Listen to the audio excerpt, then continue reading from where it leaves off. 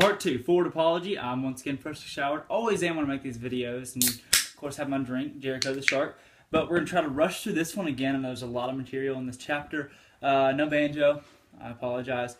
I'm going to do the best I can, a little bit unorganized on this one. Couldn't get the first couple of these part 2s to pop up, so we're going to retry it here and see if this one works. May have mom, dad, little kids walk in at any time, so just please bear with me. Let's start with people to know. Queen Elizabeth Tudor was the Queen of England, never had a husband. She was Bloody Mary's sister. Awesome stuff. Really great monarch. Ruled for a long time in England. She was part of, once again, the Elizabeth Tudor. She was Elizabeth I, the long-standing monarch of the Tudors in England. Next, we're going to go into JCOCJW. I know we didn't emphasize that a lot in part 1. JCOCJW, and that goes James. This is a lot. We're going to tie in the English Civil War with this a little bit. You go James, Charles, Oliver, Charles, James, William.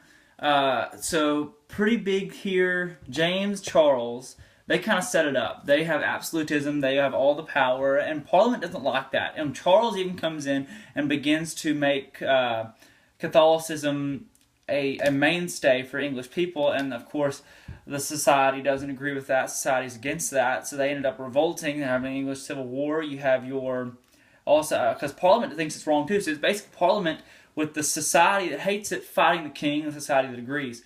And you have your, what did we talk about yesterday? We talked about our Cavaliers, also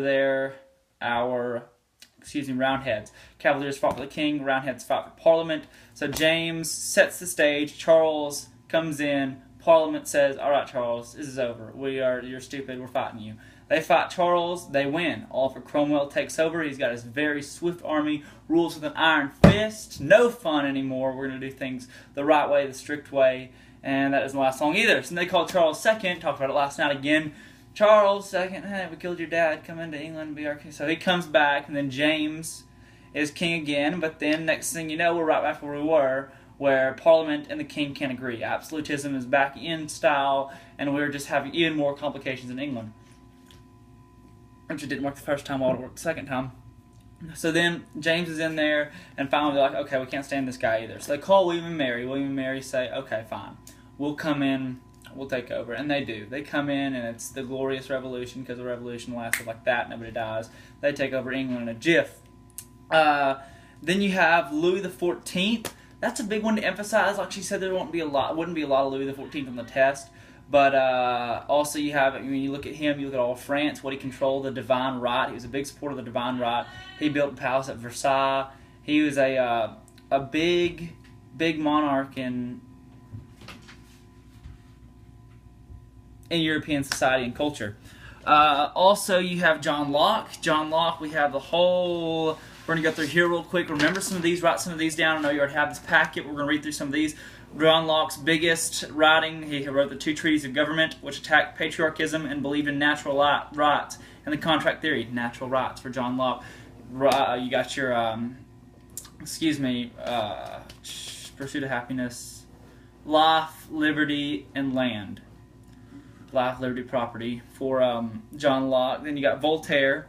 He wrote The Age of Louis XIV, The Candide, The Zaire. He says, I may disapprove of what you say, but I will fight for you to say it. He criticized Christianity. Voltaire went out there and said, hey, we shouldn't all be Christians. I criticize it. And he challenged the church. What was he? He was deist. I'm sure that'll be on the test tomorrow. Remember that Voltaire was deist. Montesquieu. Remembering Montesquieu, a big one for him was legislative, judicial, and executive. He wanted to balance the system. He also had checks and balances. He was a French noble. He wrote The Spirit of Laws. He was a lot of ideas on government. Diderot wrote the Encyclopedia, his general way of thinking. He was against the old French. He attacked superstitions, but supported religious toleration. He wanted everybody to have the right to their religion and attacked the superstitions, however. Then you have Adam Smith, who was the wealth of nations. The states don't govern you. He wanted to protect society from, he says the government should protect you from invasion, the government should defend your rights, should protect you from injustice, and should keep up certain public works, like we talked about today, that if you drop all your public works, if you have no more taxes, all these different things fall into place, and it's debacle. Going to Thomas Hobbes, wasn't a lot we talked about him today, wrote the Leviathan, organized society, humans were guided by self, preservation before there was organized society. Then Jean-Jacques Rousseau, the social contract. He believed arts and science. He believed big in arts and sciences, and said that society was corrupt morally, civilization destroyed people, and natural rights can be taken away by a social contract. Last but not least, Mary Wollstonecraft. Of course, we all know that she supported the women. She was the only woman in there. She's big on women's rights. Then Beccaria, he abolished capital punishment. He wrote on crimes and punishment should match the crime, he says, and do not execute unless there's treason committed. Then we'll go in here to the Bill of Rights. Bill of Rights is a big thing you got to know about. Bill of Rights was basically this thing written when William and Mary got up in there that said Parliament has all the rule and the king and queen do nothing. Basically the English monarch today. What do? Sit there and wave and have weddings and children, and it's really just pointless. It's just pointless. But whatever they want to do it for, it's not my place to decide. I apologize. My door cracked. Bill of Rights. Once again, that was basically just Parliament. Parliament gets the rule. King gets nothing really. I guess the Spanish one more. J-C-O-C-O-W. Remember that? J-C-O-C-O-W. J-C-O-C-C-W. Dear J-C-O-C-J-W. Sponsored by Jeff. Effects of the Renaissance. Reformation. Renaissance. Remember, why did we talked about it today, why did we need enlightenment? Absolutism, we're taking over. Everybody's taking over. These monarchs are taking over, having complete power. Got to revoke that. We're revoking our government and that right. We're also revoking torture and medical devices. We're just really revoking everything in the Enlightenment era. We want to make things more modernized and more high-tech. Sorry, I know we're going fast. We're going to keep on rolling through here. Your other people to know. We got Queen Elizabeth knocked out. Oliver Cromwell, know that he was the one that helped take over with Parliament and ruled England with an iron fist. Remember that one? Went through Hobbes, Beccaria, Voltaire. Went through all those people, Montesquieu, Diderot, Wollstonecraft, Adam Smith. Remember your Tudors and your Stuarts. Tudors and Stuarts are both in England. If there was a way to remember that, I would love to see it. But S and S, they both end in S, all of them end in S, so it really doesn't. Tudors and Stuarts are England. Tudors and Stuarts are England. Tudors and Stuarts are England. Bourbons, France. How do you know that? Bourbon Street's in New Orleans. What's New Orleans part of? Louisiana. Louisiana Purchase. Louisiana Purchase, France. Otherwise, Louisiana. Think about Louis. Louis, France, Bourbon. Bourbon Street is in New Orleans. There's not a more French thing than Orleans. Really, just put two and two together there. Bourbon, France, however that connects. The Hohenzollerns, the Habsburgs, and the Romanovs. Romanovs, think Anastasia. Come on. Anastasia was over there. And y'all all saw that movie. That was Russia. Then you have your Habsburgs and your I still don't know how to say that. The Habsburgs were in Austria. There's H-A. The second letter is A, Austria. Remember that? You have Hohenzollern, however you want to say that. That's Prussia. Not a good way to do that one. But Tudors, Stuarts, England, Bourbons, France, Romanovs, easy one there in Russia. The only ones that I really have trouble with is Habsburgs and Hohenzollerns.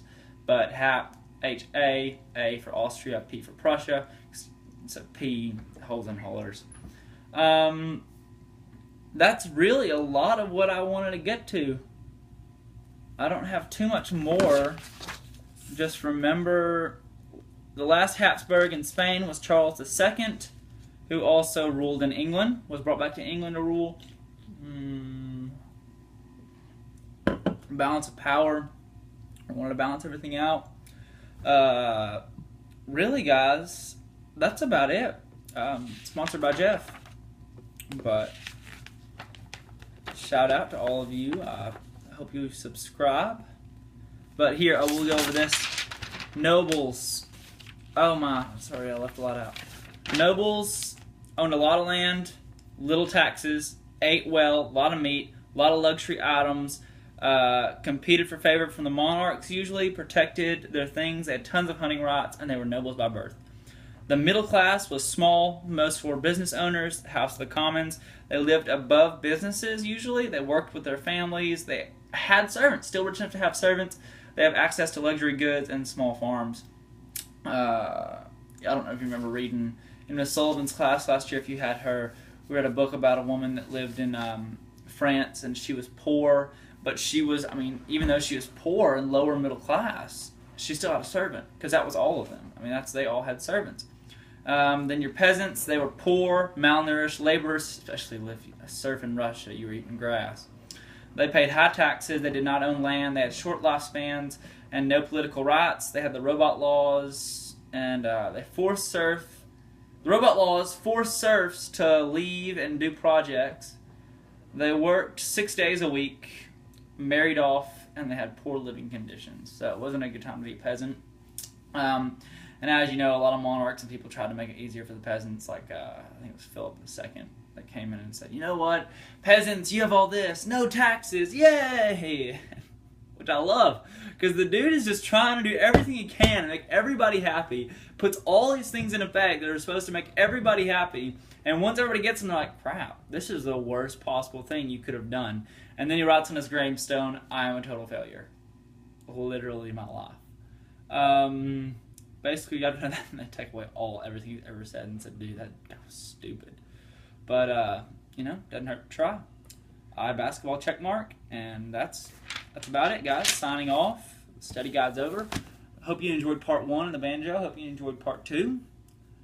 And let's go rock this test. She's got to go. Come on. Thank you, guys.